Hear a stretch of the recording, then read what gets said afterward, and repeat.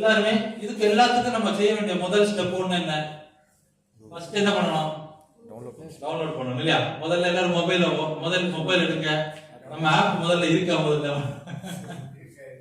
ஏன்னா ஆப் முதல்ல என்ன பண்ணுங்க, இப்போ பழையதுல எல்லாமே அப்டேட் பண்றாங்க, அப்டேட் பண்ணிக்கோங்க. எல்லாமே பிளே ஸ்டோர்ல போயிட்டு ஏசிசி நெட் கிளப்னு போடுங்க. அப்டேட் பண்றாங்க, அப்டேட் கேக்குறாங்க, அப்டேட் கொடுத்துருங்க. இப்போ ஏற்கனவே இருக்கிறதா அன்இன்ஸ்டால் பண்ணி கூட பண்ணுங்க, இல்லைன்னா அப்டேட் கொடுங்க. பிளே ஸ்டோர்ல போயிட்டு அப்டேட் கொடுங்க. ஓகே, ஃபர்ஸ்ட் அப்டேட் முடிச்சிட்டீங்கன்னா சொல்லுங்க.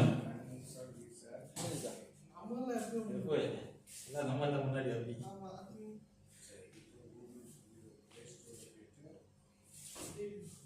ஏசிசி நெட் கிளப் கொஞ்சம் நெட்டு ஸ்லோவா இருக்கும். இங்க இந்த ஏரியால நெட் கம்மியா இருந்துச்சுன்னா கூட சிலது டைம் எடுக்கும்.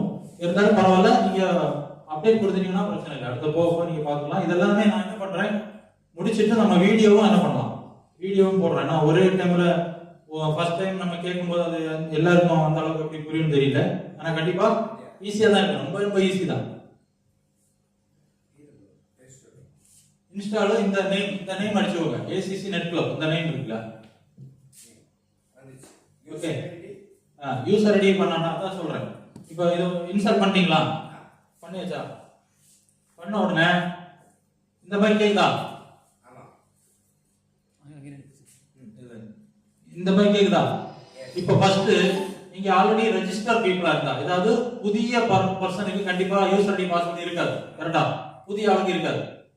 ஆல்ரெடி நீங்க ரெஜிஸ்டர் பர்சனா இருந்தா நீங்க என்ன பண்ணலாம்னா, ரொம்ப ஈஸியான ஒரு இது வச்சிருக்கோம்.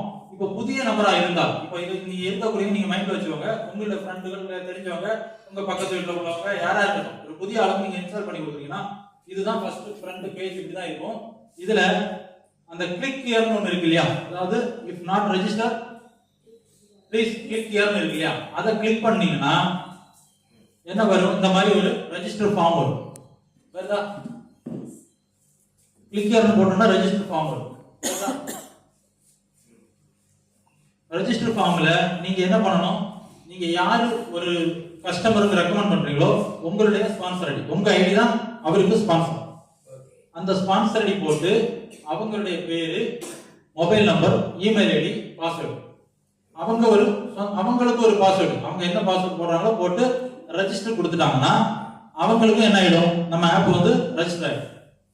இப்போ ரெஜிஸ்டர் ஆன பிறகு நிறைய பேர், இப்போ நீங்க பாத்தீங்கன்னா நிறைய பேருக்கு பாஸ்வேர்டும் ஐடி நம்பரும் மைண்ட்ல வச்சுக்க மாட்டாங்க, மறந்துடுவாங்க. அப்படிங்கும்போது இந்த லாகின் வித் ஓடிபின்னு ஒன்று இருக்கும். பேக் முன்னாடி வாங்க, வந்துட்டு லாகின் வித் ஓடிபி. இந்த லாகின் வித் ஓடிபியை கிளிக் பண்ணீங்கன்னா இந்த மாதிரி மொபைல் நம்பர் கேட்கும்.